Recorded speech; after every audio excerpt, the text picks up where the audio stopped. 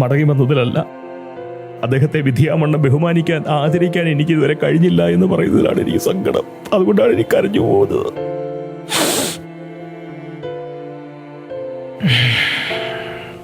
ക്ഷമിക്കണം.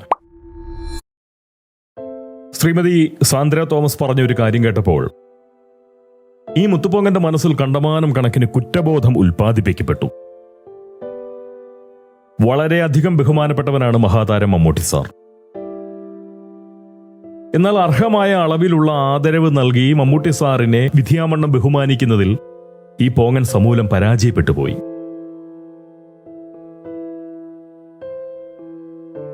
ആ തിരിച്ചറിവിലാണ് മനസ്സ് കുറ്റബോധ നിർമ്മാണം തുടങ്ങിയത്. മഹാവില്ലനെ പോലെ തന്നെ സമീപിച്ച മഹാരോഗത്തെ ഒരു മഹാതാരത്തെ പോലെ സ്റ്റണ്ടു ചെയ്ത് തുരത്താൻ മമ്മൂട്ടി സാറിന് സാധിക്കണമേ എന്ന് പോങ്ങൻ പ്രകൃതീശ്വരിയോട് ആത്മാർത്ഥമായി മുട്ടിപ്പായി പ്രാർത്ഥിച്ചിരുന്നു. എന്തായാലും പോങ്ങനടക്കം ഒരുപാട് മനുഷ്യരുടെ പ്രാർത്ഥന വളരെ കൃത്യമായി ഫലിച്ചു. മഹാതാരം മമ്മൂട്ടി സാർ നടന ലോകത്തേക്ക് ആരോഗ്യത്തോടെ മടങ്ങി വന്നു. മടങ്ങി വന്നതിലല്ല, അദ്ദേഹത്തെ വിധിയാമണ്ണം ബഹുമാനിക്കാൻ ആദരിക്കാൻ എനിക്ക് ഇതുവരെ കഴിഞ്ഞില്ല എന്ന് പറയുന്നതിലാണ് എനിക്ക് സങ്കടം. അതുകൊണ്ടാണ് എനിക്ക് കരഞ്ഞു പോകുന്നത്.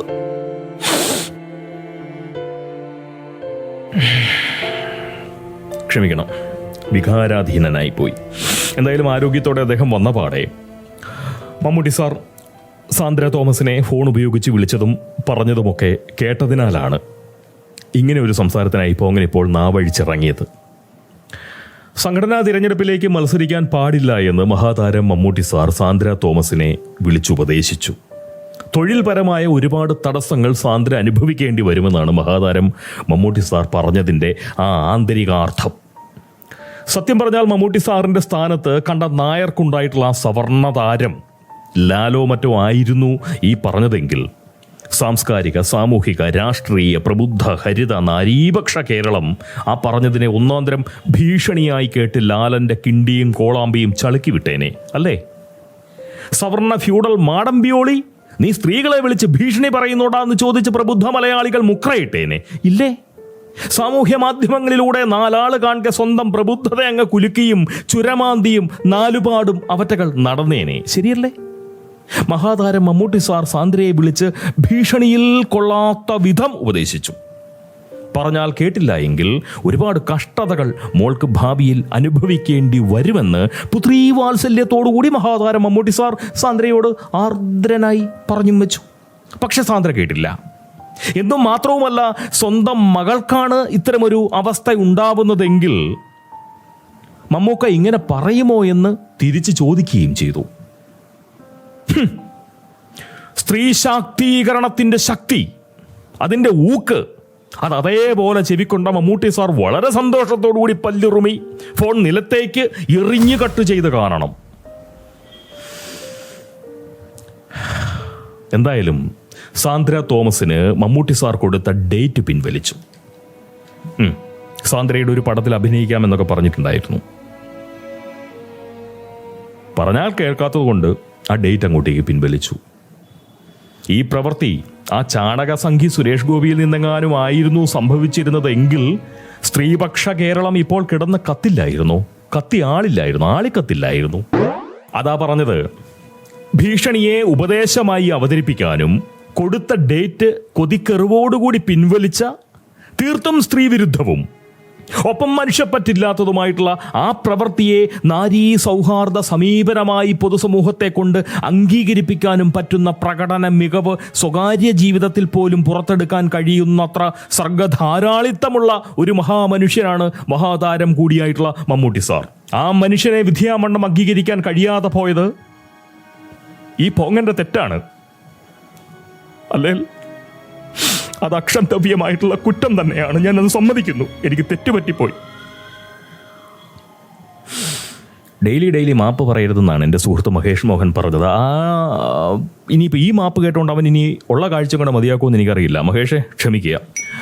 പിന്നെ ഈ പൂർവാശ്രമത്തിൽ മേനോനും അതുപോലെ തന്നെ നിലവിൽ തിരുവോത്തുമായിട്ടുള്ള നടി പാർവതി കുറെ കാലം മഹാതാരം മമ്മൂട്ടി സാറിന്റെ ഇത്തരം പരിഗണനകൾക്ക് പാത്രമായിട്ടുള്ളവളാണെന്ന് കേട്ടിട്ടുണ്ട്. കസബ എന്ന് പറയുന്ന സിനിമയിൽ അദ്ദേഹം അവതരിപ്പിച്ചിട്ടുള്ള കഥാപാത്രത്തിന് മേൽ സ്ത്രീവിരുദ്ധത ആരോപിച്ചു എന്നതാണ് മമ്മൂട്ടി സാറിലെ നാരീ സൗഹാർദ്ദ ഭാവം തന്നിലേക്ക് ക്ഷണിക്കാൻ നമ്മുടെ ഈ പാർവതി തിരുവോത്തിനെ സഹായിച്ചത്. അങ്ങനെയാണ് മനസ്സിലാക്കിയിട്ടുള്ളത്. കുറെ കാലത്തേക്ക് പാർവതി തിരുവോത്ത് സംവിധായകന്റെ ആ ആക്ഷൻ കട്ട് എന്ന് പറയുന്ന വിളികൾ കേട്ടിട്ടേയില്ല. മുടക്കി കളഞ്ഞു, ചെവി കൊണ്ടിട്ടില്ല. ആക്ഷനും കട്ടും കണ്ടമാനം കണക്കിന് പാഠം പഠിച്ചു എന്ന് തോന്നിയപ്പോൾ പാർവതിയെ പുയു എന്ന് പറയുന്ന സിനിമയിലേക്ക് ക്ഷണിച്ചു. മഹാതാരം ബ്രാഹ്മണ നായകനാവുന്ന നമ്പൂതിരിക്കൽ ഹെജിമണിയുടെ ആ കിടുകാമണി അങ്ങനെ അങ്ങോട്ടേക്ക് ഉടയ്ക്കാൻ ഉന്നമിട്ട് ഒരു സുഡാങ്കന സംവിധാനിച്ചിട്ടുള്ള നല്ല വിഷപ്പറ്റുള്ള ആ പുയുവിലേക്ക് ക്ഷണിച്ചതിന് പിന്നിലുള്ള കൗശലം പക്ഷെ പോങ്ങന്മാർക്ക് മാത്രമേ കിട്ടുകയുള്ളൂ. പാർവതിയെ പുയുവിലേക്ക് ക്ഷണിച്ചതിന്റെ പിന്നിലുള്ള കൗശലത്തെക്കുറിച്ചാണ് പറഞ്ഞത്. വേറൊന്നുകൂടിയുണ്ട് പറയാൻ. ഈ സുഡാങ്കനയുടെ ഭർത്താവ് ഈ മഹാതാരത്തോട് വാവിട്ട് പറഞ്ഞിട്ടുണ്ട്. മറുനാടൻ മലയാളിയിലൂടെ ശ്രീ ഷാജൻ സ്കറിയ നടത്തിയിട്ടുള്ള അഭിമുഖ സംസാരത്തിലൂടെ 2-3 ഭാഗമായിട്ട് അത് മറുനാടൻ മലയാളിയിൽ കാണും. അതിനകത്ത് ഇതേപോലുള്ള കാര്യം അദ്ദേഹം പറഞ്ഞതായിട്ടുള്ള ഒരു ഓർമ്മ എനിക്കുണ്ട്. ഈ സിനിമ നല്ല ഉദ്ദേശത്തോടു കൂടിയല്ല കേട്ടോ. ഇത് മനുഷ്യരെ ജാതീയമായും വർഗീയമായും ഒക്കെ തരംതിരിക്കുന്ന തരത്തിലുള്ള ഒരു ഉന്നമിട്ടുകൊണ്ടുള്ള സിനിമയാണ്.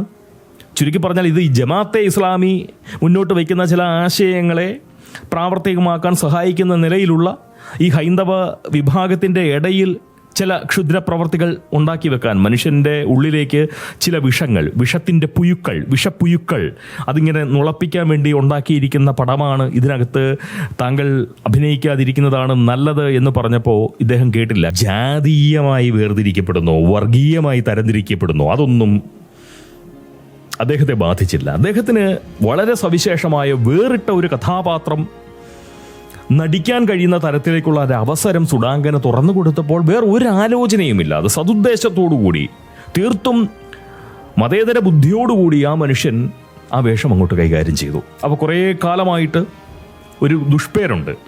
സൂപ്പർ താരങ്ങളെല്ലാം കൂടി അല്ലെങ്കിൽ മഹാതാരങ്ങളെല്ലാം കൂടി ചേർന്ന് പാർവതി അങ്ങോട്ട് ഒതുക്കി വെച്ചിരിക്കുകയാണ്. അപ്പം അതിനുള്ള ഒറ്റ പരിഹാരമാണ് ഈ സിനിമയിലേക്ക് പാർവതിയെ അങ്ങോട്ടേക്ക് കാസ്റ്റ് ചെയ്തു. സ്വാഭാവികമായിട്ടും ഒറ്റ നിമിഷം കൊണ്ട് പുരോഗമന ബുദ്ധിയും പരിഷ്കൃത ഭാവവും ഉള്ളവനാണ് എന്ന് പറയുന്ന പ്രതീതി പരത്താൻ കഴിഞ്ഞിട്ടില്ലേ ആ നീക്കത്തിലൂടെ? അതാണ് പോങ്ങൻ പറഞ്ഞത്, നല്ല ബുദ്ധിയാണ്. എന്തായാലും ഈ പോങ്ങന പ്രബുദ്ധ സമൂഹത്തോട് ഒരൊറ്റ കാര്യം മാത്രമേ ചോദിക്കാനുള്ളൂ. മഹാതാരം മമ്മൂട്ടി സാറിൻ്റെ സ്ഥാനത്ത് ആ സവർണതാരം മോഹൻലാലോ ചാണകതാരം സുരേഷ് ഗോപിയോ ആയിരുന്നു എങ്കിൽ സാന്ദ്രയെ വിളിച്ചതും ഇങ്ങനെയൊക്കെ പറഞ്ഞതും ഡേറ്റ് പിൻവലിച്ചതുമൊക്കെ അവരായിരുന്നുവെങ്കിൽ നിങ്ങൾ ഈ വിളിയോടും അതിനുശേഷമുള്ള ഞാൻ ഈ പറഞ്ഞതുപോലുള്ള ഡേറ്റ് പിൻവലിക്കലിനോടുമൊക്കെ എങ്ങനെ പ്രതികരിക്കുമായിരുന്നു? ഒന്ന് ആലോചിച്ച് നോക്കിയേ. അവനവനോട് തന്നെ ഒന്ന് ചോദിച്ചു നോക്കിയേ. എന്നോട് പറയണ്ട, ഇവിടെ കമന്റ് ബോക്സിലും പറയണ്ട, നിങ്ങളോട് തന്നെ ഒന്ന് ചോദിച്ചു നോക്കിക്കേ.